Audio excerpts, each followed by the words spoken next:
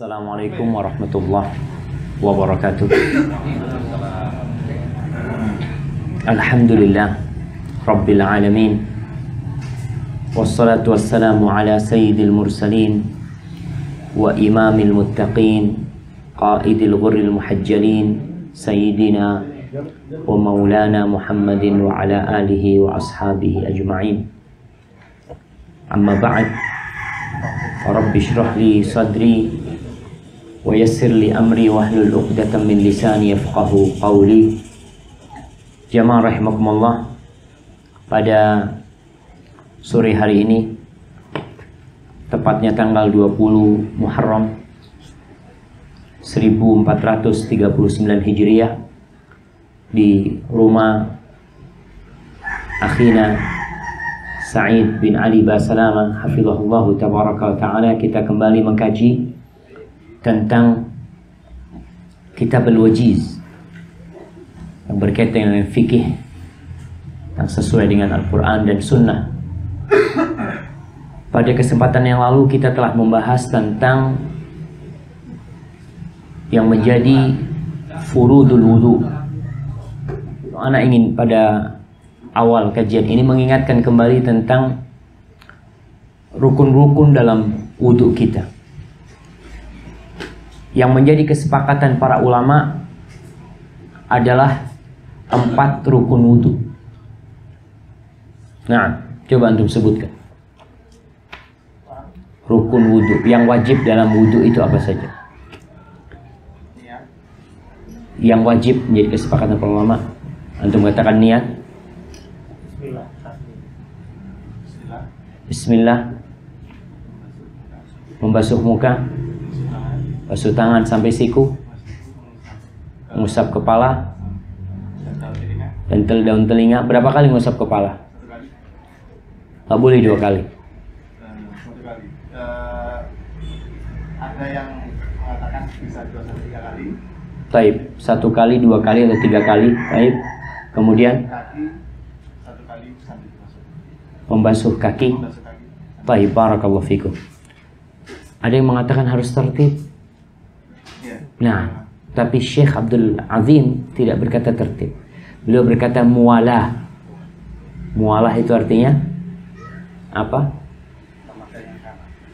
Muwalah itu nyambung, tidak ada jeda, berturut-turut. Baik, Anda ingin mengingatkan karena kita di Indonesia madhabnya Syafi'i, ada 4 rukun yang sepakat para ulama, yaitu yang di surat Al-Maidah: membasuh wajah, membasuh tangan sampai siku, mengusap kepala, membasuh kaki sampai mata kaki. Ini disepakati oleh semua ulama. Terjadi beda pendapat dalam mazhab Hanafi. Mereka menyebutkan hanya 4 yang fardu, sisanya sunnah. Hanya 4 yang fardu, sisanya sunnah. Niat juga sunnah dalam mazhab Hanafi. Yang lainnya kumur-kumur, istinsyak, tertib, berturut-turut, semuanya itu sunnah. Mengusap kepala seluruh kepala, buat mereka cukup mengusap kepala itu rubu' 1/4, sisanya sunnah. Mengusap kedua telinga itu sunnah. Itu dalam mazhab Hanafi. Dalam mazhab Maliki mereka menambahkan niat. Dari 4 tadi mereka menambahkan niat, lalu mereka menambahkan untuk menggosok. Jadi bukan sekedar basah tapi digosok. Kemudian ditambah lagi yang ketiga, berturut-turut. Tapi tidak harus tertib. Tertib buat mereka sunnah. Bisa jadi orang wudhu mulai dari kaki. Nah, ini pendapat, anak katakan pendapat. Dan ini pendapat Syekh Abdul Azim yang mengatakan tidak harus tertib juga. Kemudian sisanya sunnah. Dalam mazhab Syafi'i, mazhab yang dianut oleh masyarakat muslim di Indonesia dan kita termasuk dari mereka, mereka menambahkan 2 yang termasuk wajib wudhu. Dari 4 hal mereka menambahkan niat dan tertib. Jadi niat dan tertib dalam mazhab Syafi'i harus. Jadi kalau antum wudhu di masjid mulai dari kaki dulu akan diingkari oleh orang masjid. Ki mazhab opo iki? Anyar meneng. Apalagi yang mempraktekkan sing jenggoten. Ini tambah. Maka kita perlu memperhatikan. Jangan mau tampil beda. Syekh Abdul Azim walaupun tidak mengatakan tertib itu sebagai rukun, tapi mengatakan itu sebagai sunnah. Kita tetap berusaha untuk mengamalkannya. Jangan sampai karena kita ingin tampil beda, kita wudhu tanpa tertib.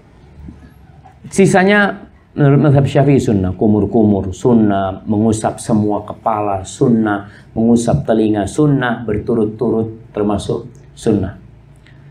Adapun dalam mazhab Hambali, dan itu yang dibaca sebenarnya, dimasukkan niat. Yang kedua, kumur-kumur dan istinsyak bersama menyuci wajah. Yang ketiga, dalam mazhab Hambali harus tertib. Dan yang keempat, harus berturut-turut. Yang kelima, mengusap kepala, mengusap telinga bersama kepala. Mereka memasukkan, dan itu sudah dibahas oleh Syekh Abdul Azim, di mana Nabi SAW mengatakan al-udhunani minar ra's. 2 telinga termasuk bagian kepala. Barakallahu fiik. Tapi sekarang kita akan berbicara tentang hal-hal yang membatalkan wudhu. Di sini Syekh menyebutkan beberapa perkara yang membatalkan wudhu. Yang pertama adalah apa saja yang keluar dari 2 jalan, yaitu dari kubul dan dubur, berupa ya kotoran, baik itu kencing atau yang semisalnya, atau angin yang keluar, berdasarkan firman Allah Jalla Jalaluh di surat Al-Maidah ayat 6, au jaa ahadum minkum minal ghaid, atau kembali, atau salah seorang dari kalian kembali dari buang air, buang hajat. Dan Nabi SAW mengatakan la yaqbalullahu salata ahadikum idza ahdath. Allah tidak menerima salat salah seorang di antara kalian apabila dia berhadas, hatta yatawadda, sampai dia berwudu, bersuci dengan wudu. Faqala rajulun min Hadramut. Masya Allah, ada satu orang dari Hadramut yang bertanya. Hadramut ini apa artinya jemaah? Apa artinya Hadramut? Yang dari Hadramut? Iya, tempat, nama tempat, betul. Artinya Hadramut itu artinya hadir kematian. Hadara maut, hadirnya kematian. Disebutkan bahwasanya dikatakan hadara mautu Saleh, waktu Nabi Saleh katanya mau meninggal di sedaerah sana, maka disebut hadara maut. Wallahu a'lam bishawab. Tapi jelas orang ini dari Hadramut. Hadramut adalah salah satu tempat di Yaman sana. Dia tanya, dan ini tugas penuntut ilmu. Ketika mendengarkan penjelasan seorang ustadz dan tidak paham, hendaknya bertanya. Jangan disimpan. Karena apa? Salah satu yang menyebabkan orang tidak pinter-pinter malu bertanya. Maka orang ini tanya, mal hadath? Hadath itu apa ya Abu Hurairah? Yang disebut hadath itu apa? Kita juga kadang-kadang nggak ngerti. Berhadas itu apa sih?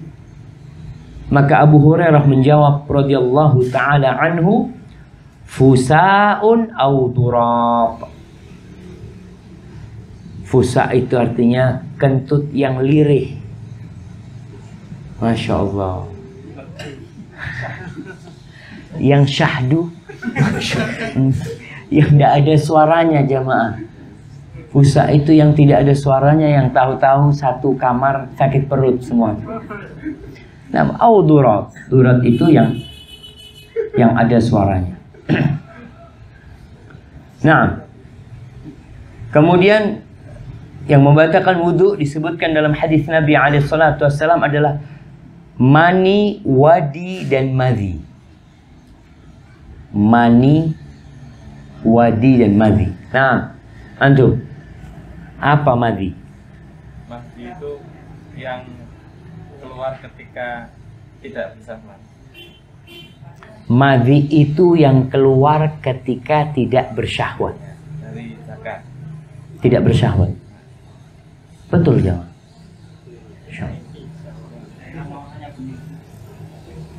Kalau madhi bening. Nah, lengket. Sebelum mani. Nah. Tapi kalau wadi setelah kencing. Nah, wadi. Disebutkan di sini dari Ibnu Abbas radhiyallahu taala anhu, al-mani wal wadi wal madhi, amma al-mani fa huwa alladhi minhu al-ghusl. Mani yang wajib mandi. Wa amma al-wadi wal madhi fa qala ighsil dhakarak aw madhakiraka wa tawadda wudu'aka lis-shalah. Kalau yang keluar itu madhi atau wadi, ini penting jamaah. Kenapa penting? Kita ini ada orang yang sholat puluhan tahun mungkin nggak diterima sholat. Gara-gara keluar wadi dia anggap biasa aja. Padahal itu membatalkan wudhu kita. Dan Nabi SAW mengatakan, cucilah kemaluanmu, kemudian wudhumu untuk sholat. Baik, ini sepakat para ulama kalau itu membatalkan wudhu. Bagaimana kalau yang keluar dari kemaluan itu batu? Atau cacing? Membatalkan wudhu atau tidak? Sebagian ulama mengatakan membatalkan. Pokoknya yang keluar dari sana membatalkan wudhu. Betul, ada anak-anak yang cacingan mungkin. Bapak-bapak cacingan ada nggak? Ya, mungkin ada. Baik. Kalau keluar sesuatu dari selain dua jalan tersebut, membatalkan wudhu atau tidak? Seperti ada orang yang kencing tidak dari kemaluan. Kan ada orang yang operasi. Oh, kateter. Apa? Kateter. Bukan. Jadi kemaluannya nggak bisa mengeluarkan kencing, akhirnya dibikin saluran jalan seperti itu. Maka itu pun membatalkan wudhu kalau keluar dari sana. Tapi yang kedua, tidur pulas sampai tidak tersisa sedikit pun kesadarannya. Baik dalam keadaan duduk yang mantap di atas tanah, ini menyelisih pendapat Syafi'i. Dalam pendapat Imam Syafi'i, kalau duduk yang paten, yang nggak gerak, itu tidak membatalkan wudhu dalam mazhab Syafi'i. Tapi Syekh berpendapat pokoknya tidur yang pulas, mau duduk, mau berdiri, mau sujud. Kadang-kala ada orang sujud, Masya Allah, sujud tidur sampai imamnya Assalamualaikum. Lalu ketika imam Assalamualaikum, dia tahu-tahu langsung at-tahiyat Assalamualaikum juga. Nah, menurut pendapat yang rajih, memang ada pendapat yang mengatakan tidur dalam posisi sholat itu tidak membatalkan wudhu. Tapi jamaah, kalau kita ngelihat illah atau alasan kenapa tidur itu membatalkan wudhu, bukan karena tidurnya sebenarnya, tapi karena hilangnya kesadaran. Yang kalau orang kehilangan kesadaran, maka dia bisa jadi berhadas tanpa sadar. Beliau mengatakan baik dalam keadaan duduk yang mantap di atas tanah ataupun tidak, karena ada hadis Safwan bin Asal, ia berkata, kana Rasulullah sallallahu alaihi wasallam, Rasulullah sallallahu alaihi wasallam ya'muruna safaran an la nanzi'a khifafana thalathata ayyamin wa layaliyahunna illa min janabatin lakin min ghaitin wa baulin wa naumin. Rasul sallallahu alaihi wasallam menyuruh kita dalam kondisi safar untuk tidak melepas khuf. Apa khuf jemaah? Khuf itu bukan sepatu, alas kaki. Jadi khuf itu mungkin bisa disebut kaos kaki yang terbuat dari kulit dulu itu. Jadi khuf. Jadi antum kalau berangkat umroh mungkin bisa beli nanti. Dijual itu khuf. Memang dipakai, ya kita tidak butuh dengan khuf di sini. Tapi kalau antum merasakan musim dingin di Mekah dan Madinah, kaki itu pecah-pecah. Sehingga orang yang pakai khuf itu hangat. Kakinya nggak pecah-pecah. Tapi melepas memasang itu nggak enak. Soalnya kalau habis dilepas, kakinya basah, dimasukkan ke kulit, bagaimana kulitnya? Bau. Maka ada rukhsah ketika dalam kondisi musafir 3 hari 3 malam untuk tidak melepas khufnya. Cukup mengusap di atas khuf. Nanti itu ada pembahasan tentang mengusap di atas khuf selama 3 hari. Illa min janabah. Kecuali kalau junub, maka harus mandi, harus dilepas. Walakin min ghaitin, akan tetapi karena buang air besar atau kencing atau karena tidur, maka tidur pulas ya, maka tidak perlu dilepas, cukup berwudu. Nabi mengatakan naum, tidur. Baik. Kenapa kalau di sini hadisnya tidur, kenapa harus tidur pulas? Ada orang tidur ayam. Tidur ayam ini tidur nggak pulas, ini artinya dia masih dengar omongannya orang kadang-kala. Dan banyak jemaah umroh, jemaah haji itu antara maghrib dan isya biasanya selonjoran di Masjid Nabawi. Azan langsung sholat sunnah. Tidur, kalau dikatakan Bapak dari tadi tidur, oh enggak, saya enggak tidur tadi. Ya sudah, kita mau ngomong apa aja? Karena yang tahu dia tidur atau tidak sebenarnya dia. Tapi kadangkala dia tidur ya sampai goyang-goyang kiri kanan sampai keluar itu angin. Dikasih tahu, Pak, Bapak tadi keluar angin. Katanya, saya nggak tidur Mas. Ya sudah, mau diapain? Padahal dia tidur. Kita katakan Bapak. Makanya orang yang tidur ini tidak sadar. Kemudian dalam hadis Nabi Muhammad SAW menyamakan antara tidur nyenyak dengan kencing dan buang air besar sebagai pembatal wudu. Ali radhiyallahu ta'ala anhu berkata, qala Rasulullah sallallahu alaihi wasallam, Nabi alaihi salatu wasallam bersabda, al-ainu wika'us sah, faman nama falyatawadda. Mata itu, kata Nabi alaihi salatu wasallam, adalah pengawas dubur. Famanam, barang siapa tidur nyenyak, hendaklah berwudu. Yaitu karena dia nggak sadar sudah apa yang keluar dari sana. Maka tidur memerintah atau membatalkan wudu kita. Lalu di sini Syekh menyebutkan yang ketiga, itu yang kedua, tidur. Tapi dalam mazhab Syafi'i, tidur, orang duduk tidur walaupun tidurnya nyenyak, asalkan tidak goyang-goyang. Kan ada orang duduk di majelis, di masjid, iktikaf, umpamanya kepalanya sampai nunduk itu, sampai ngorok. Tapi nggak gerak dia. Maka dalam mazhab Syafi'i dianggap tidak membatalkan wudu. Asalkan memang seken duduknya itu. Tapi kalau tidurnya selonjoran, sudah wudu. Ingat, asalkan tidurnya pulas. Tapi kalau dia nggak tidur, artinya kadang-kala orang kalau lang tailang, Ustaz. Tahu lang tailang ya, Pak? Iya, jadi dia hilang-hilangan jemaah. Hilang-hilangan itu. Setengah sadar, setengah enggak. Iya, tadi dilihat kalau setengah sadarnya sampai pulas karena orang tidurnya nggak sadar. Antum bayangkan Ashabul Kahfi 309 tahun tidur, ketika bangun apa kata mereka? Berapa lama kita tidur? Kalau nggak sehari, sebagian hari. 309 tahun antum bisa bayangkan. Makanya tidur ini benar-benar orang tidak sadar. Terus yang ketiga, Syekh memasukkan hilangnya kesadaran akal. Karena mabuk atau sakit. Karena kacaunya pikiran disebabkan dua hal ini jauh lebih berat daripada hilangnya kesadaran karena tidur nyenyak. Dalam mazhab Syafi'i, yang ketiga ini dimasukkan kepada yang kedua. Kemudian yang keempat, memegang kemaluan tanpa penghalang secara langsung dengan tangan.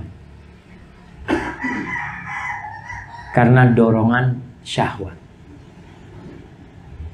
Berdasarkan sabda Nabi SAW, man massa dzakarahu falyatawadda. Barang siapa yang memegang kemaluannya, hendaklah dia berwudu. Kemudian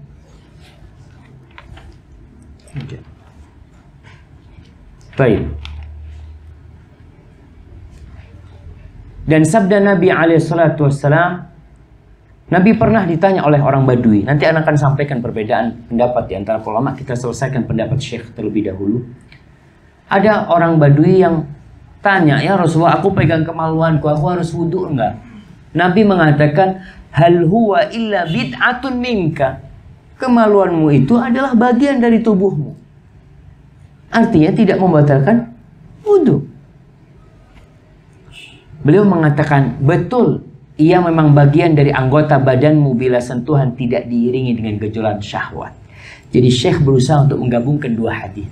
Satu hadis menyatakan bahwasanya menyentuh kemaluan membatalkan wudu. Tapi ada hadis lain yang mengatakan itu adalah bagian dari tubuhmu. Sehingga Syekh berusaha untuk mengambil dua hadis ini, menggabungkan. Jadi kalau ada dua hadis yang bertentangan, ada dua cara. Cara yang pertama, kalau bisa digabungkan, digabungkan. Kalau nggak bisa digabungkan, maka ditarjih mana yang lebih kuat. Syekh berusaha untuk menggabungkan. Menyentuh yang tanpa syahwat tidak membatalkan wudu buat beliau. Maka di sini beliau mengatakan, bila sentuhan tidak diiringi dengan gejolak syahwat, karena sentuhan model seperti ini sangat memungkinkan disamakan dengan menyentuh anggota badan yang lain. Ini jelas berbeda jauh dengan menyentuh kemaluan karena termotivasi terdorong oleh gejolak syahwat. Sentuhan seperti ini sama sekali tidak bisa diserupakan dengan menyentuh anggota tubuh yang lain, karena menyentuh anggota badan yang lain tidak didorong oleh syahwat. Dan ini adalah sesuatu yang amat jelas, sebagaimana yang pembaca lihat sendiri. Ini perkataan Syekh, bahwasanya menyentuh kemaluan tanpa syahwat tidak membatalkan wudu. Contohnya seperti apa? Orang yang mandi. Orang mandi pakai sabun, kemaluannya disabun umpamanya. Ketika dia hendak mandi junub kan dianjurkan untuk berwudu. Apakah wudunya itu akan batal ketika dia mensabuni kemaluannya? Menurut pendapat Syekh, tidak membatalkan wudu. Tapi dalam mazhab Syafi'i batal.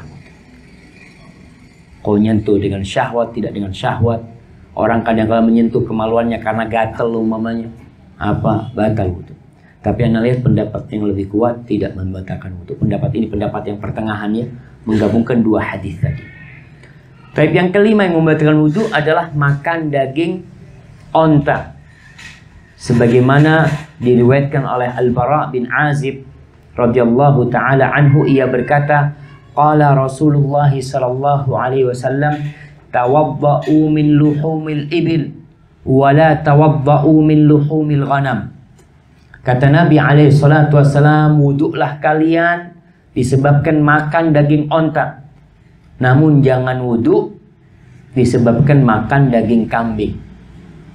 Jelas dalam hadis ini membedakan antara daging onta dan daging kambing. Karena memang terdapat perbedaan di antara para ulama. Awalnya semua daging membatalkan wudhu pada awal Islam. Setelah itu semua daging tidak membatalkan wudhu. Makanya sebagian ulama mengatakan hukum berwudhu dari memakan daging itu mansuh, dihapuskan. Tapi sebagian ulama mengatakan iya mansuh, tapi tidak semua, ada pengecualian, yaitu daging onta. Dan sebagian mazhab Syafi'i berpendapat seperti ini. Hadis yang kedua, Jabir bin Samurah, anna rajulan sa'ala an-nabiy sallallahu alaihi wasallam, bahwasanya ada seorang lelaki bertanya kepada Nabi alaihi salatu wasallam, a'atawadda'u min luhumil ghanam, apakah aku berwudu setelah makan daging kambing? Apa kata Nabi alaihi salatu wasallam? In syi'ta tawadda' wa in syi'ta la tatawadda'. Kalau kau mau berwudu silahkan, kalau kau tidak mau berwudu silahkan. Hadis ini sebagai dalil dianjurkannya memperbaharui wudu. Artinya orang ini wudunya tidak batal. Kata Nabi, kau kalau mau wudhu silahkan, berarti kan wudhunya diperbaharui. Wudhunya nggak batal, dia berwudhu bukan karena batal wudhunya, tapi karena memperbaharui wudhu. Lalu orang ini tanya lagi, atawadda'u min luhumil ibil? Qala na'am tawadda'u min luhumil ibil. Apakah aku berwudhu setelah makan daging onta? Kata Nabi, berwudhulah. Baik, selesai kita di pembahasan ini. Waktu pertemuan yang lalu ada pertanyaan. Di sini kan tidak disebutkan tentang menyentuh wanita yang membatalkan wudhu. Dalam mazhab Syafi'i, mereka memasukkan yang membatalkan wudhu adalah menyentuh wanita. Ana akan bacakan. Syekh sama sekali tidak menyinggung. Dan ini, kitab ini bagus banget, ya. Tapi kita juga tidak boleh menjadikan kitab ini sebagai standar kebenaran. Artinya yang tidak ada di kitab ini pasti salah. Yang ada di kitab ini pasti benar. Enggak. Syekh berusaha untuk mengemukakan yang menurut beliau pendapat paling kuat dan paling mendekati kebenaran. Di dalam mazhab Syafi'i, mereka menyebutkan termasuk yang membatalkan wudhu adalah ini dalam kitab Raudhatul Talibin punya Imam Nawawi. Beliau mengatakan pembatal wudhu yang ketiga adalah lamsu basyarati imra'atin mushtaha, menyentuh kulit wanita yang syahwat, ada syahwat dengan dia. Lalu beliau mengatakan fa in lamasa sya'ran, kalau yang disentuh itu rambut, menyentuh wanita membatalkan wudhu itu sama di surat Al-Maidah ayat 6, aulamastumun nisa, atau kalian menyentuh wanita. Para ulama berbeda pendapat. Ada yang mengatakan menyentuh wanita yang membatalkan wudhu dalam mazhab Maliki dan Hambali adalah menyentuh wanita dengan syahwat, itu membatalkan wudhu. Dalam mazhab Syafi'i, menyentuh wanita yang bukan mahramnya, wanita yang istrinya atau wanita asing, maka itu membatalkan wudhu dengan syahwat atau tidak dengan syahwat. Adapun dalam mazhab Hanafi tidak membatalkan wudhu, dia berpendapat enggak. Nanti kita akan sampaikan apa dalil mazhab Hanafi dan apa dalil Syekh sebenarnya mengatakan menyentuh wanita tidak membatalkan wudhu. Au udwan mubanan min imra'atah, atau yang disentuh itu bagian dari tubuh wanita yang telah terputuskan, seperti yang diamputasi, kaki yang diamputasi, batal wudhu enggak? Tidak. Au basyarata saghiratin, atau yang disentuh adalah kulit anak kecil, perempuan kecil yang belum sampai ada syahwat dia. Lam yantaqid wudu'uhu 'alal asah, wudunya tidak batal. Ini dalam mazhab Syafi'i. Jadi kalau ini disentuh dalam rambut, artinya istrinya diusap rambutnya, setelah diusap rambutnya giginya ditek-tek umpamanya, setelah itu kukunya disentuh umpamanya, maka itu tidak membatalkan wudhu dalam mazhab Syafi'i. Kita bicara dalam mazhab Syafi'i. Wa in lamasa muharraman binasabin aw raba'in aw musaharatin lam yantaqid 'alal adhar. Kalau yang disentuh adalah mahramnya. Mahramnya, ya kita tahu mahram. Keponakannya disentuh, kakaknya, adiknya, ibunya, anaknya. Baik haram karena nasab, atau haram karena susuan, atau haram karena faktor pernikahan. Seperti mertuanya. Haram karena pernikahan mertuanya. Lam yantaqid 'alal adhar. Itu tidak membatalkan wudhu menurut pendapat yang lebih kuat. Ini dalam mazhab Syafi'i. Wa in lamasa maitatan au ajuzan la tushtaha au udwan ashal au zaidan au lamasa bi ghairi syahwatin au an ghairi qasdin intaqada 'ala sahih fi jami'i dhalik. Kalau yang disentuh mayit perempuan atau wanita tua yang tidak ada syahwat, atau bagian tubuh yang lumpuh, atau bagian tubuh yang lebih, Kadangkala ada orang jarinya 6. Atau dia menyentuh tanpa syahwat. Atau nyentuhnya juga nggak sengaja. Imam Nawawi mengatakan wudunya batal. Ini menurut pendapat yang sahih. Wa yantaqidu wudu'ul malmus 'alal adhar. Yang disentuh juga batal. Menurut pendapat yang lebih kuat. Wal mar'atu karrajul. Seorang wanita sama dengan lelaki. Bahwasanya dia akan batal wudunya seperti lelaki batal wudu. Baik, lalu Imam Nawawi mengatakan, qultu, kata Imam Nawawi, walau iltaqat basyarata rajulin wa imra'atin biharakatin minhuma intaqadata qat'an wa laysa fihi malmus. Andai kata terjadi interaksi kulit lelaki dengan wanita, ya karena gerakan mereka, tapi nggak menyentuh dia, maka wudunya batal. Tidak ada yang tersentuh di situ sebenarnya. Seperti orang yang umroh, maka antum lihat kenapa jemaah haji Indonesia ketika umroh itu berusaha untuk dia pakai tangannya itu bukan pakai kaos tangan, nggak boleh pakai kaos tangan ketika umroh, berihram nggak boleh. Maka yang mereka lakukan adalah menutup seperti kaos tangan separuh ya, punggung tangannya, karena itu bisa tersentuh dan buat mereka akan membatalkan wudhu. Walaupun akhirnya sebagian ulama Syafi'iyah memberikan dispensasi kepada orang yang umroh untuk pindah madhab. Jadi kalau umroh pindah madhab. Soalnya apa? Kalau setiap tersentuh batal, berapa kali wudhu jamaah, mari-mari tawaf ya akhirnya. Ini seperti itu. Baik. Walau lamasah syekh al-faqidu lisyahwa syabatan.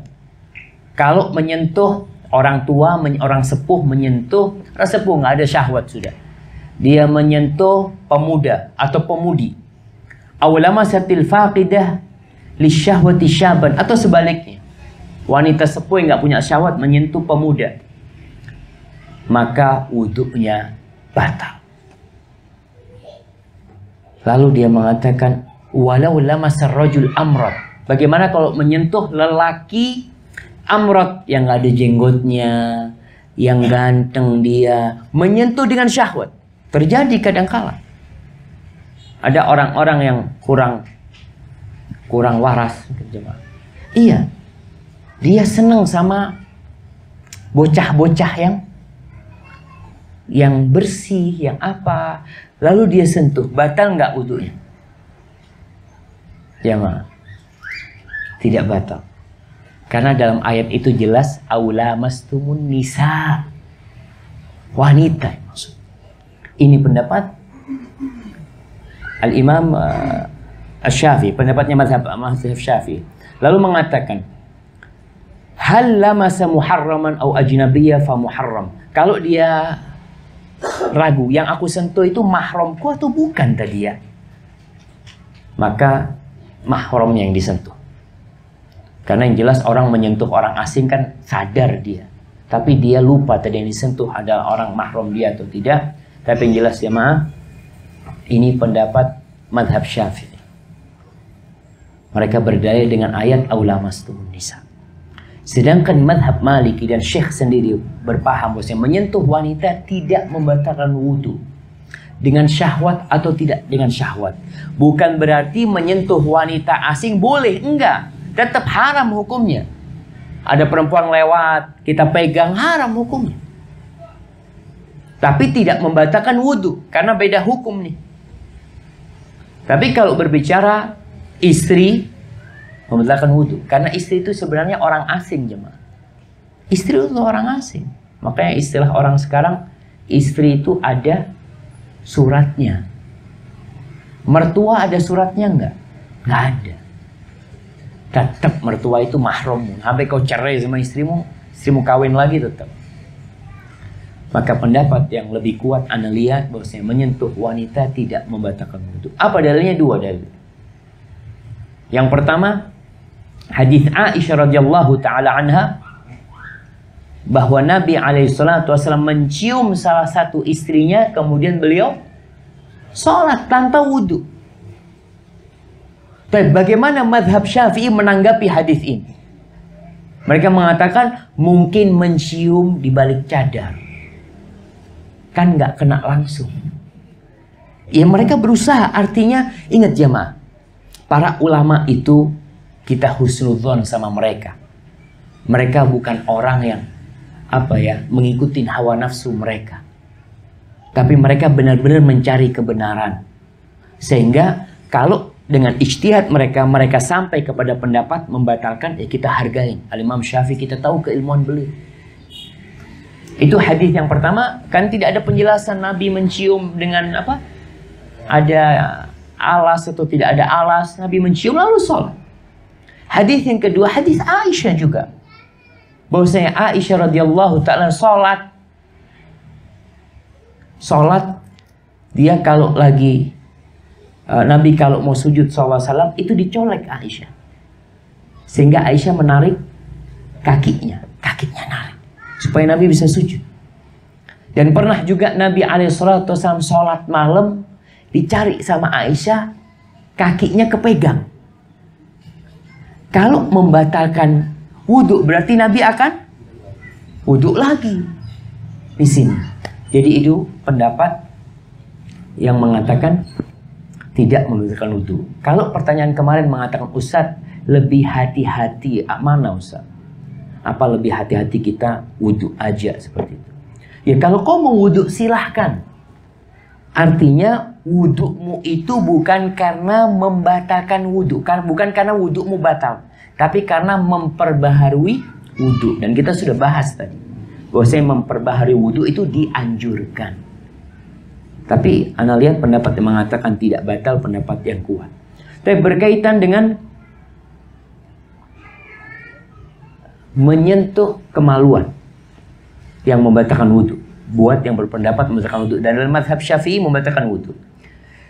Dia mengatakan menyentuh yang membatalkan wudhu itu apabila menyentuh dengan telapak tangan, bukan dengan punggungnya. Seperti itu. Disebutkan di sini dalam kitab Rawdatul Talibin, dia mengatakan menyentuh baik itu lelaki atau perempuan, kecil atau besar, mati atau hidup, yang disentuh itu dubur atau kubul, itu membatalkan wudhu. Artinya dalam mazhab Syafi'i seorang ibu yang mencebokin anaknya, wudhunya batal. Tapi pendapat Syekh mengatakan kalau tanpa syahwat maka tidak membatalkan wudhu. Gimana disebutkan sama Syekh? Anak kadang kalau baca ini juga ketawa jemaah. Wa masud dzakaril maqtu. Gimana kalau antum ngelihat kemaluan lelaki di pinggir jalan? Ada yang dipotong sama istrinya apa? Menyentuh itu batal wudhu apa enggak? Ini dibahas jemaah dalam kitab itu. Wa masud dzakaril maqtu. Kemaluan yang terpotong membatalkan wudhu atau tidak? Beliau mengatakan itu membatalkan wudhu. Itu berpendapat dalam mazhab Syafi'i. Tapi kembali yang saya sampaikan tadi, apa yang diucapkan oleh Syekh ini pendapat yang kuat, berdasarkan dalil-dalil yang kuat. Walaupun pendapat yang diungkapkan dalam mazhab Syafi'i juga pendapat yang perlu dipertimbangkan. Sehingga penuntut ilmu ketika mendapati perbedaan pendapat seperti ini, dia kalau memang bisa mengkaji, dia mengkaji. Artinya, ana mau baca lagi.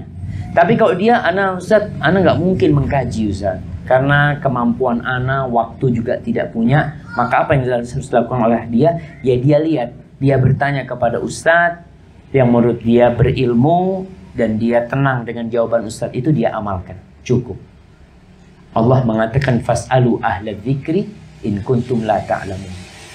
Dalam masalah ini hilangkan yang namanya fanatisme. Karena kalau sudah kelompok, ya yang mazhab Syafi'i akan mengatakan sudah pendapat Imam Syafi'i pasti paling benar. Baik. Yang mazhab Hambali akan mengatakan yang enggak lah. Imam Ahmad yang seperti kita sampaikan sebelumnya. Imam Ahmad adalah last edition, edisi terakhir. Karena Imam Ahmad muridnya Imam Syafi'i, berarti dia telah menyerap ilmu Imam Syafi'i dan ilmu ulama yang lain akhirnya jadi madhab Hambali. Seperti itu. Kita tetap menghargai para ulama, ini yang berkaitan dengan pembatal wudu. Baik. Ada pertanyaan, apakah keputihan yang keluar dari wanita itu membatalkan wudu atau tidak? Yang pertama yang perlu dibahas, apakah keputihan itu najis atau tidak? Ada yang mengatakan nggak najis, tapi membatalkan wudu karena keluar dari kemaluan. Artinya tidak najis. Seorang wanita yang mendapati basah di celananya umpamanya, maka itu tidak najis kalau itu keluar dari rahim memang, tapi tetap membatalkan wudu karena keluar dari dua jalan tersebut. Hadza wallahu a'lam bishawab. Mungkin itu yang bisa kita kaji pada kesempatan kali ini. Kita memberikan waktu untuk sesi tanya jawab. Barakallahu fikum.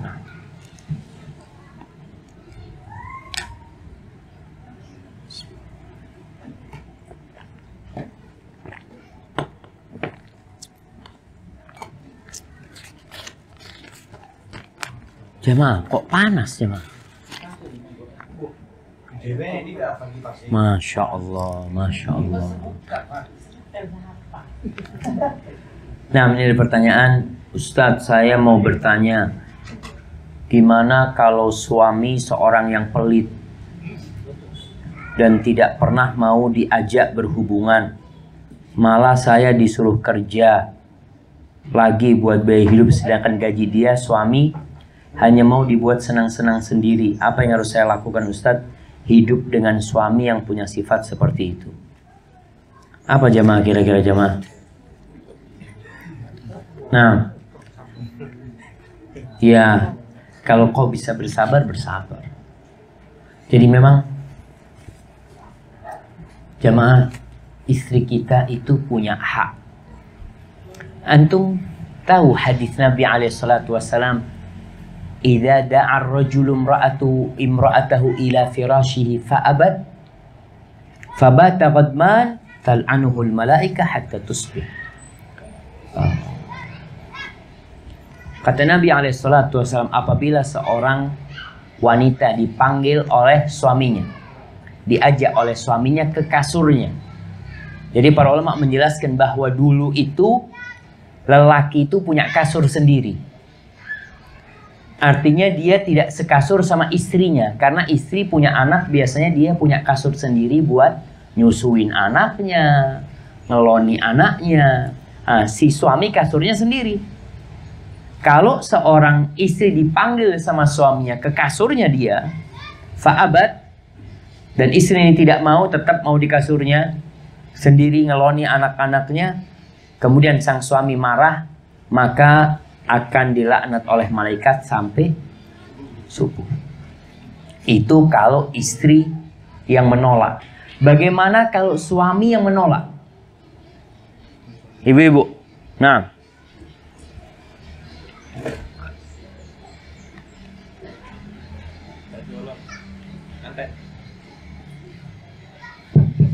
Nah, bagaimana kalau suami yang diajak menolak? Ya dia juga berdosa juga. Allah mengatakan walahunna mithlul ladzi 'alaihinna bil ma'ruf. Walahunna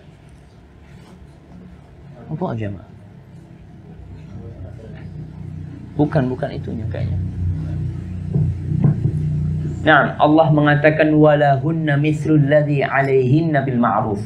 Dan wanita-wanita itu memiliki hak yang sepadan, yang setara seperti kewajiban dia dengan cara yang ma'ruf.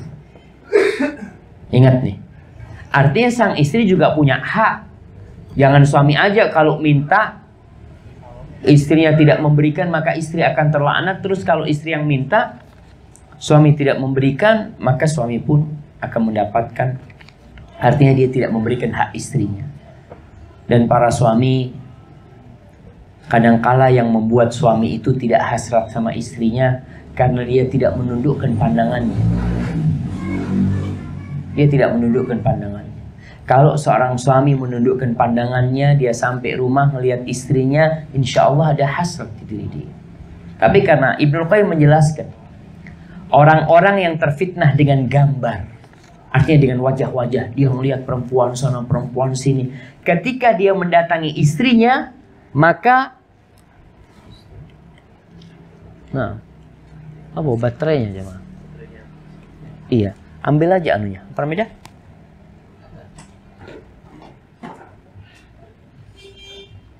Ada jemaah.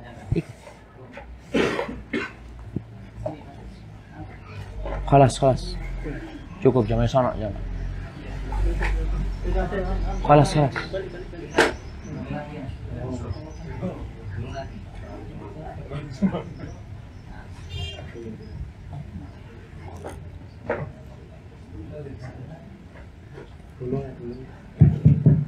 Nah, sampai mana kita jemaah? Tadi Ibnu Qayyim menjelaskan bahwasanya lelaki-lelaki yang tergoda dengan gambar-gambar, dia memandang pandangan-pandangan yang diharamkan di luar rumahnya. Ketika dia sampai rumah, kenikmatan dia bersama istrinya tentunya akan berkurang. Dan mungkin dia juga tidak akan berhasrat dengan istrinya. Bagaimana sikap istri menghadapi suami yang seperti ini? Ya perlu dia duduk bersama suaminya, menjelaskan kondisi dia, sharing sama suaminya. Apalagi di sini malah istri justru bekerja, dan ini tidak benar jemaah. Ini suami-suami yang perlu mendapatkan arahan yang baik. Kalau si istri tidak bisa memberikan nasihat, mungkin ada pihak ketiga yang bisa memberikan masukan kepada suaminya. Nah, apa yang harus dilakukan Ustadz? Hidup dengan suami yang punya sifat seperti ini. Yang pertama sabar ya. Bisa jadi kau punya suami kayak gitu gara-gara dosamu, maka kau perlu banyak-banyak istighfar, memohon kepada Allah ampunan. Dan semua dosa yang kita lakukan mesti ada balasannya jemaah. Barakallahu fikum. Nah, jika tertidur saat sholat, waktu berdiri sampai mimpi, apa sholatnya batal? Masya Allah. Tadi kalau tidurnya pulas jemaah, pulas ya sehingga dia tidak sadar, maka dia berwudu. Tapi kalau tidurnya ya tidur biasa, orang tidur kalau sholat itu berdiri nggak akan pulas. Biasanya, artinya dia namanya berdiri, goyang dikit mau delosor sudah jam. Ada yang sampai nyosok. Kadangkala ada yang ruku itu jamaah, ruku karena tidur dia, itu dia dorong yang di depannya. Yang di depannya dorong yang di depannya lagi. Allahu Akbar. Jadi kalau tidurnya memang pulas sehingga dia sampai dikatakan bermimpi-mimpi, maka lebih baik dia berwudu. Sudah sekian kali dan bahkan berkali-kali pengkhianatan suami. Dan sekarang suami lagi terpuruk, rezeki seret, bagaimana kita sebagai seorang istri? Subhanallah. Ini istri ketika mendapati suaminya melakukan kemaksiatan, apalagi kemaksiatan itulah dosa besar, maka sang istri perlu mendekatkan diri kepada Allah Subhanahu wa taala.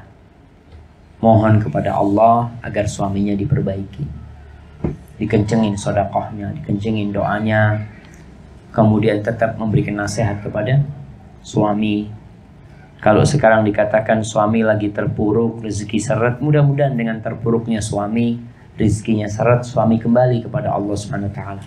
Dan kalau suami bertobat, maka terimalah dia.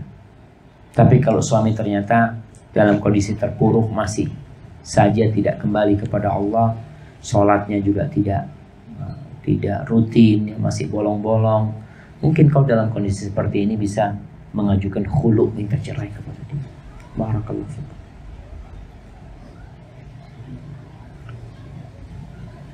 Ustaz, mau nanya, bagaimana jika kita sholat di belakang imam yang wudhu dan sholatnya tidak sesuai dengan sunnah? Apa sah sholat kita? Jazakallahu khairan Ustaz. Berkaitan dengan tidak sesuai dengan sunnah ini, perlu penjelasan yang lebih dalam lagi. Artinya sholat itu ada rukun-rukunnya, ada wajib-wajibnya, ada sunnah-sunnahnya. Kalau sholat imam ini di diri dia itu sah secara pandangan agama, walaupun tadi dikatakan mungkin banyak sunnah-sunnah yang ditinggalkan, tapi buat dia sah secara pandangan agama, maka sholat makmum sah. Apabila wudhu imam sah, Walaupun dikatakan tadi mungkin tidak sempurna wudhunya, tapi sah, maka sholat makmum sah.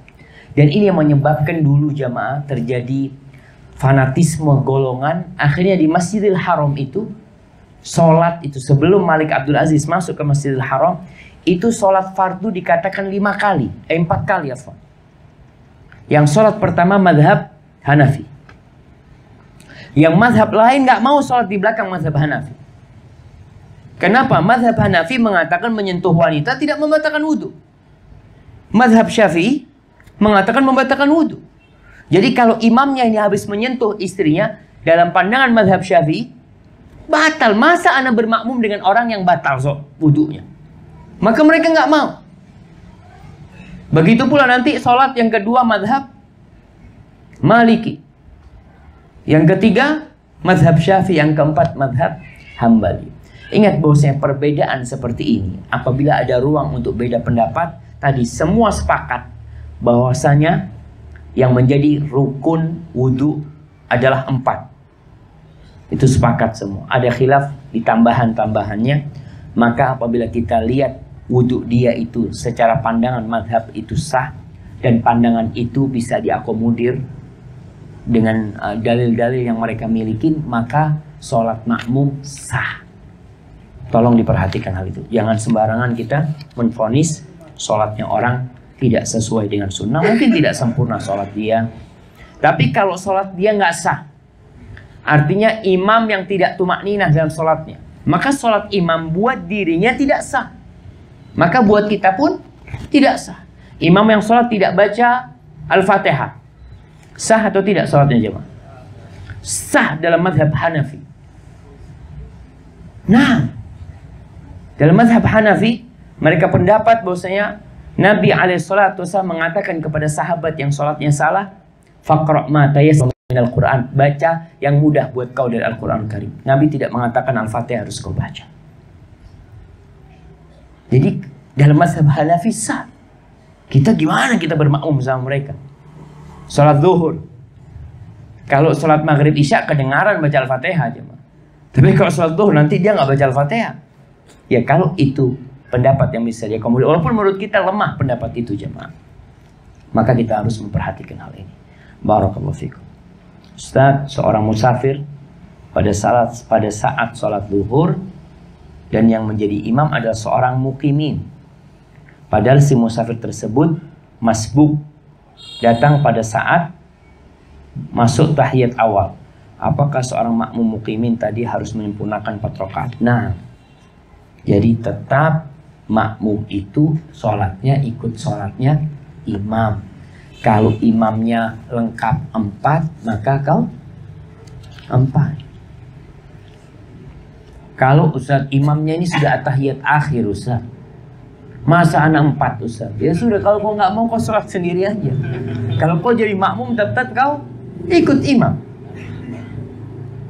Nah, Nabi alaihissalatu wassalam mengatakan innama ju'ilal imam liyutamma bihi. Imam itu dijadikan untuk diikuti. Barakallahu fikum. Ustaz, saya mau tanya, apa pertimbangan utama memilih suami? Dan apakah keraguan-raguan adalah kode dari Allah kalau dia bukan jodoh kita?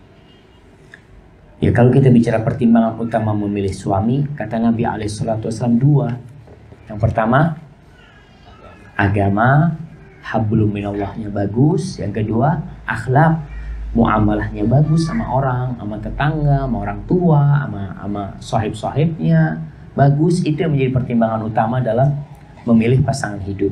Kalau berkaitan dengan wajah, itu nomor sekian lah jemaah. Berkaitan dengan kekayaan, nomor sekian. Karena ada orang-orang yang kaya, kau nikah dengan dia kaya, tapi dia akhirnya terpuruk, hanya kau minta cerai. Karena kau niatnya menikah karena harta dia. Tapi tetap memilih suami yang bisa memberi nafkah kepada dia. Lalu dia bertanya, apakah keraguan-raguan itu kode dari Allah kalau itu bukan jodoh? Ketahuilah bahwa kita disyariatkan untuk istikharah. Subhanallah jamaah, ini ada kejadian subhanallah. Ada seorang teman di Surabaya, tadi pagi dia baru telepon sama. dia itu memiliki 3 calon. Arti lelaki, dia lebih cocok sama yang A tapi ibunya nggak cocok. Ibunya lebih cocok sama yang C. Yang B ibunya nggak cocok karena ada kekurangan. Ibunya cocok sama yang C. Dan anak ini nggak cocok sama yang C. Tapi akhirnya demi agar berbakti kepada orang tua, dia ikutin keinginan orang tua. Tapi dia terus berdoa, dia istikharah minta pilihan dari Allah SWT. Dan sudah terjadi kesepakatan sampai menentukan tanggal. Tapi subhanallah dia cerita, Ustaz, dia itu hari Sabtu ngomong sama anak, Ustaz, anak minta Ustaz khutbah nikah. Hari Ahad sama pihak perempuan dibatalkan. Anak katakan, inilah insya Allah dikabulkannya doamu. Artinya orang minta sama Allah. Allahumma in kana hadha khairan. Ya Allah, kalau ini baik untuk agamaku, untuk kehidupanku, untuk sekarang, untuk masa akan datang, maka mudahkan dan takdirkan buat aku serta beri berkah. Kalau enggak, tolong dipalingkan. Maka penggagalan itu bisa jadi ketika mau akad. Kita nggak tahu. Artinya seorang yang sudah menentukan pilihannya jangan berhenti berdoa. Minta sama Allah. Karena terus terang pernikahan ini gak gampang jemaah. Menggabungkan 2 orang yang memiliki karakter yang berbeda. 2 keluarga yang punya ide masing-masing, pandangan yang berbeda. Maka kau terus berdoa minta, ya Allah kalau ini baik buat aku, terus jaga ya Allah. Kalau enggak tolong kau gagalkan. Dan ada orang-orang yang maksa menikah. Padahal sudah ada kode-kode dari Allah. Salah satu kode itu dipersulit. Tapi kan ada anak-anak. Anak Ustaz, kalau dipersulit itu semakin tertantang, Ustaz. Artinya kita semakin apa ya? Ada orang yang suka ya apa? Adrenalinnya ya, anak ditolak, anak cari anak akan bikin tunduk tuh perempuan. Masya Allah. Akhirnya nikah, cerai. Dan ada teman lagi di Surabaya, dia cerita sama anak, Ustaz. Sebenarnya Ustaz, ya anak nggak tahu Ustaz, kata dia. Anak ini udah nikah, anak sudah ngikutin keinginan orang tua Ustaz. Akhirnya harus berpisah sama istri anak Ustaz.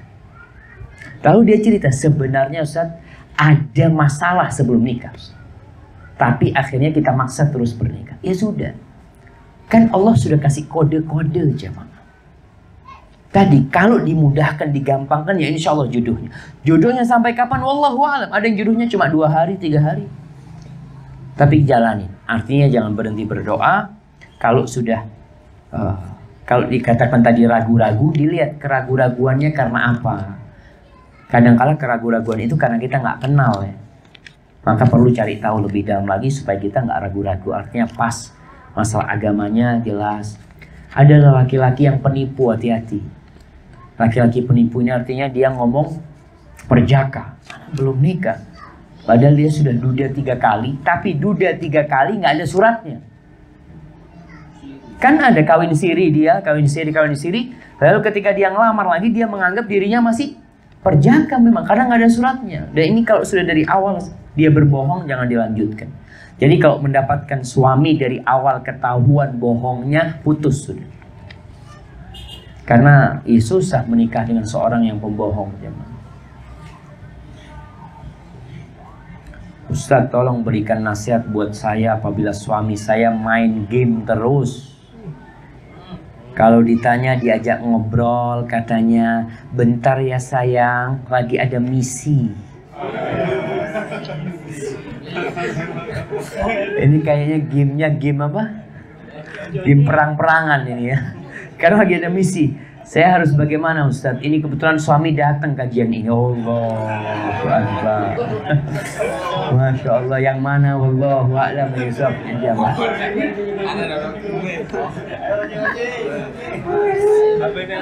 Tapi nggak apa. Ini suami yang baik ini, insya Allah pulang berhenti main game dia. Istri bagaimana menanggapi suami yang suka main game? Dia bikin game khusus buat suaminya. Katakan, Mas, kita bikin misi bersama. Insya Allah, ya suami ya. Ana, wallahu a'lam, alhamdulillah, ana termasuk yang tidak terfitnah dengan game. Tapi memang ada orang yang dari kecil suka sama game. Sampai ada orang yang main game di kamar mandi. Artinya dia itu nggak kepingin, apalagi game online ya, nggak boleh putus dia. Sampai masuk kamar mandi dia bawa kabel panjang kamar mandi. Mungkin di sana dia juga bawa pisang goreng ya. Wallah sudah jemaah. Ada memang fitnah Allah jemaah. Kita bersyukur kita tidak terfitnah. Yang terfitnah dengan game usahakan dihapuskan. Gamenya dihapus. Artinya ketika barang itu ada di HP dia akan main. Ganti dengan apa? Dengan yang lainnya. Apa yang lainnya? Hal-hal yang bermanfaat. Game yang lain. Ya tidaklah jemaah. Ganti dengan hal-hal yang bermanfaat seperti itu. Baik, Ustaz, bagaimana hukumnya kalau sudah ada wudhu terus memakaikan baju anak? Kadangkala kemaluan tersentuh saat memakaikan pampers, apakah wudhunya batal? Insya Allah pendapat yang lebih kuat tidak batal ya, tidak membatalkan wudhu. Dan Syekh berusaha menggabungkan yang membatalkan wudhu adalah menyentuh dengan syahwat. Barakallahu fikum. Ustaz, ada titipan pertanyaan dari teman masa lalu. Masa lalu teman saya ini kelam. Tapi alhamdulillah sekarang beliau sudah mulai mengenal sunnah. Beliau bertanya bagaimana dengan dosa-dosa yang lalu. Subhanallah jemaah. Ada orang yang masuk surga karena dosa-dosanya. Dan ada orang yang masuk neraka karena ketaatannya kepada Allah. Orang yang masuk surga dengan dosa-dosanya ketika dia takut dengan dosa-dosa itu. Dosa-dosa masa lalu itu menghantui dia. Sehingga dia terus berusaha mendekatkan diri kepada Allah, minta ampun kepada Allah. Dia bertobat dengan taubatan nasuha. Dia takut tidak diterima taubatnya, tapi dia tetap berharap kepada Allah. Insya Allah dia masuk surga dengan dosa-dosa. Tapi ada orang yang masuk neraka karena ketaatannya disebabkan dia ujub. Merasa jadi orang baik, merasa sholatnya banyak, merasa sedekahnya banyak, merasa zikirnya banyak, merasa hafalan Qur'annya banyak. Sehingga dia meremehkan orang, maka yang seperti ini bisa tertolak amalannya. Maka bagaimana dengan dosa-dosa masa lalu? Ingat, at-taubatu tajubbu ma qablah. Taubat itu menghapuskan dosa-dosa masa lalu. Tinggal engkau sekarang kalau benar-benar ingin bertobat, ya meninggalkan teman-teman masa lalu. Meninggalkan lingkungan yang membuat engkau melakukan dosa. Karena kalau tidak, ya orang bisa jadi terseret kembali dalam dosa-dosa tersebut. Barakallahu. Mana yang harus disegerakan antara kebutuhan orang tua dengan membayar hutang? Nah, ya kalau kebutuhan orang tua mendesak, mungkin utangnya bisa ditunda. Tapi kalau memang utangnya sudah jatuh tempo dan kebutuhan orang tua tidak terlalu mendesak, kau bayar utang dan kau janji sama orang tua, ayah kalau aku punya rezeki aku akan bantu. Maka kondisinya beda-beda, jamaah, mana yang lebih harus didahulukan. Kadangkala orang tua sangat membutuhkan. Kemudian utang kita insya Allah masih bisa ditunda. Maka tunda utang. Kalau utang itu sudah jatuh tempo, berarti orang ini tidak punya uang. Karena dia punya kewajiban membayar. Maka dia datang kepada pemilik uang. Dia katakan, afwan kalau boleh aku tunda pembayaran utangnya. Karena orang tua anak butuh. Katakan seperti itu. Kau bayar. Kalau kau memang harus mencukupi kebutuhan orang tua, kau bayar utang, kau cari utangan lain. Untuk memenuhi kebutuhan orang tua. Barakallahu fikum.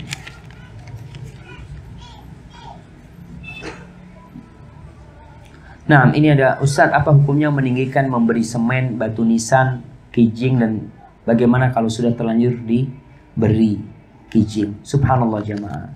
Iya, kita ini termasuk orang-orang yang cinta kepada orang tua kita. Sehingga kita berpikir dengan membangun kuburan orang tua kita, itu sebagai bentuk kita cinta kepada orang tua kita, berbakti kepada orang tua kita. Sebenarnya tidak. Nabi SAW melarang untuk membangun kuburan, untuk menyemen kuburan, untuk meninggikan kuburan. Kalau kau ingin berbakti kepada orang tua, uang yang kau akan gunakan untuk membeli kijing buat kuburan orang tuamu, kau sedekahkan ke masjid. Ya Allah, ini buat abahku ya Allah. Karena yang dibutuhkan oleh orang tua itu bukan penampilan luar. Yang dibutuhkan bagaimana kuburan itu luas. Bagaimana amalan-amalan itu sampai kepada dia. Itu yang dibutuhkan. Maka kalau memang sudah terlanjur, kau bongkar. Kembalikan kepada asalnya. Karena sekali lagi itu tidak dibutuhkan oleh orang yang meninggal dunia. Bukan berarti orang yang kuburannya bagus itu lebih berbahagia daripada yang kuburannya tidak dibangun. Enggak. Yang menyebabkan mereka itu hidup bahagia dalam kuburan adalah amal, bukan model kuburannya. Karena sekarang di Jakarta ada tuh kuburan-kuburan raksasa. Ada kuburan yang bisa buat pesta aja mah. Ada kuburan apa namanya, San Diego. Iya. Terus lagi yang umat Islam juga bikin tuh. Di sana tuh, besar-besar kuburan. Kalau mau dibesarkan kuburannya sebelum meninggal dunia, bayangkan Nabi SAW menjelaskan orang yang beramal soleh itu yumaddu qabruhu maddal basar. Kuburannya itu ditarik, dipanjangkan sepanjang dia memandang. Artinya kita lihat dia cuma 1 kali 2 meter yang kita lihat. Tapi sejatinya di dalam sana kalau dia orang yang soleh, Masya Allah, sepanjang dia memandang luas rumah ini, aduh nggak luas buat dia. Sepanjang dia memandang, artinya tidak ada batasan dia memandang. Maka yang perlu dilakukan adalah memperbanyak doa buat orang tua, sedekah buat orang tua. Maka itu yang akan memperindah kuburan dia, bukan urusan luarnya. Tapi tetap kita menjaga kuburan luar. Ada orang-orang yang kuburan orang tuanya nggak diperhatikan. Rumput ilalang ya, sehingga kuburan itu hilang. Kuburan itu diinjak-injak oleh orang, dosa kita juga. Maka kita perlu hargain kuburan orang tua kita dengan dijaga. Tetap dirawat kuburan itu. Tapi tidak harus dengan membangun, tidak dengan membangun. Barakallahu fikum. Amalan apa saja yang bisa mendekatkan jodoh, Ustaz? Mendekatkan jodoh, artinya jodohnya bisa dekat ya. Ya istighfar kan, banyak istighfar. Karena istighfar itu Masya Allah, istighfar ini kunci segala kebaikan. Karena yang menyebabkan jodoh kita tidak datang kadang-kala dosa. Yang menyebabkan rezeki kita tertahan adalah dosa. Dengan istighfar, apa kata Allah ala lisani Nabi Nuh alaihissalam mengatakan kepada kaumnya, faqultu astaghfiru rabbakum innahu kana ghaffara yursilis samaa'a 'alaikum midrara wa yumdidkum bi amwalin wa banin wa yaj'al lakum jannatin wa yaj'al lakum anhara. Itu istighfar. Rizki dilancarkan, hujan diturunkan, dikasih anak-anak, dikasih kebun-kebun, dikasih taman-taman. Istighfar dari dosa-dosanya. Tapi ingat, istighfar bukan berarti hanya ucapan di lisan. Tapi istighfar yang dibarengin dengan keyakinan dalam hati, minta ampun kepada Allah SWT. Nabi aja istighfar tiap hari 100 kali paling tidak. Ana pernah lihat orang sholat sambil gendong. Itu gimana hukumnya? Nah boleh. Nabi SAW pernah sholat menggendong Umamah binti Abil As. Anaknya Zainab itu digendong, ditaruh di pundak. Bukan digendong di dada, ditaruh di pundak Nabi SAW. Ketika ruku ditaruh, ketika nanti naik diangkat lagi. Jadi gerak, ingat, gerak yang membatalkan sholat adalah gerak yang tanpa keperluan dan terlalu banyak geraknya, itu membatalkan. Tapi kalau gerak yang diperlukan nggak ada masalah insya Allah. Nah, subhanallah, ini pertanyaan. Anak pernah lihat orang berjamaah tapi imam sama makmumnya sejajar, imamnya tidak di depan, gimana hukumnya Ustaz? Nah, berkaitan dengan sholat yang sejajar itu, sah apa enggak? Sah, sholat itu sah sebenarnya. Tapi sekarang bagaimana posisi yang sebenarnya? Ketika sholat berduaan, apakah sejajar atau makmumnya mundur sedikit? Kalau kita lihat dalam mazhab Syafi'i dianjurkan mundur sedikit. Anak pernah kejadian sholat di Jakarta di Masjid Betawi waktu itu. Sholat zuhur, kita telat, masbuk, ada sholat. Anak ketika itu sejajar. Setelah sholat ditegur sama imamnya. Kok gimana sholat sejajar, kata dia. Makmum itu di depan. Makmum itu di belakangnya imam, kata dia. Lalu anak jelaskan. Enggak, ini ada riwayat dari Abu Bakar Siddiq, Umar bin Khattab, ketika ditanya bagaimana posisi kalian, dikatakan sejajar posisinya. Lalu dia mengatakan, datangkan tuh kitabnya. Masya Allah, imamnya bagus banget. Akhirnya besok kita bawa kitab Subulus Salam, Syarah Bulughul Maram. Kita bacakan. Dia alhamdulillah orang alim. Ini enaknya ngobrol sama orang alim. Artinya dia baca. Dia katakan, oh Baik, barakallahu fikum. Iya. Artinya memang ada mazhab yang mengatakan mundur. Tapi ternyata ada riwayat dari sahabat yang sejajar.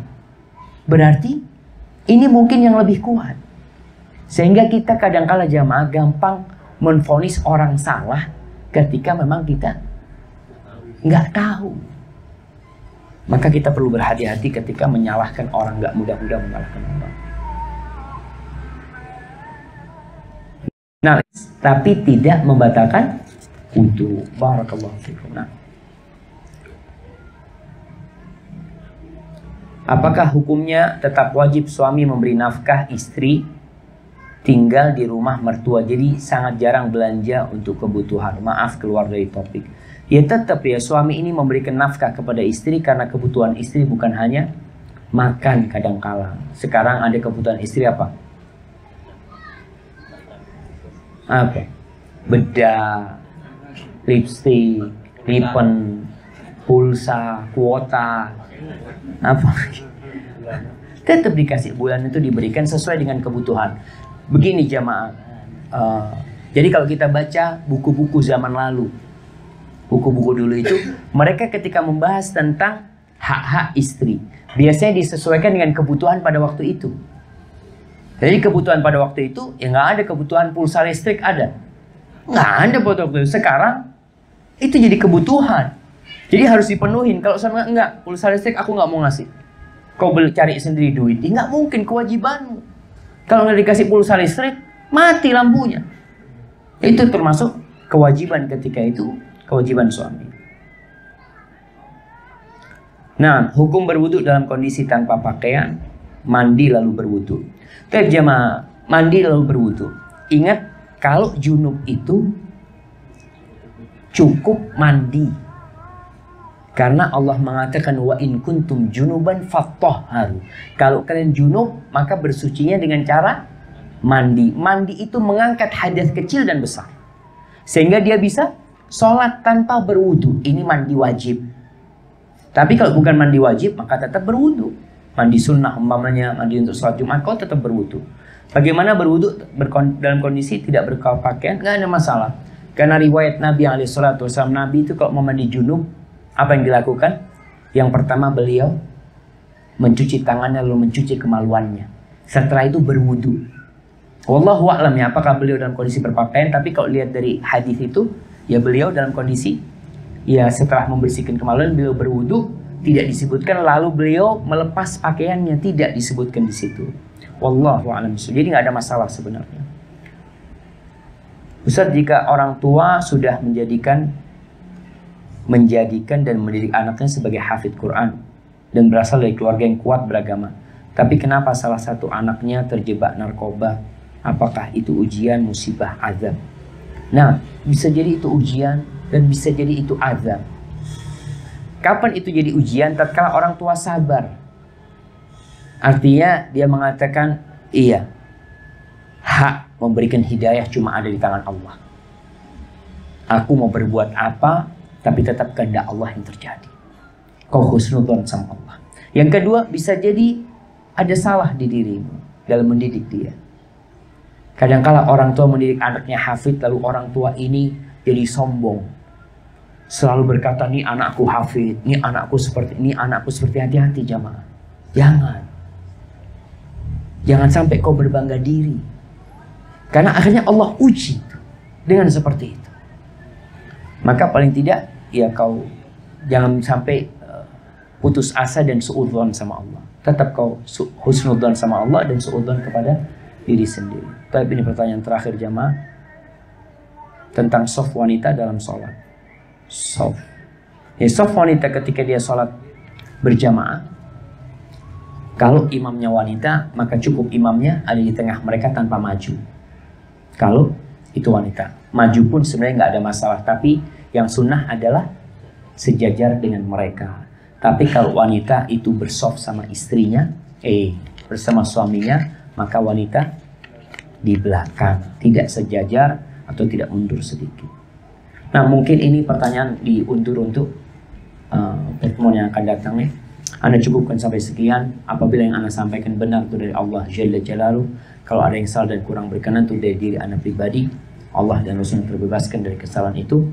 Wassallallahu ala nabiyyina Muhammadin wa ala alihi wasallam. Assalamualaikum warahmatullahi wabarakatuh.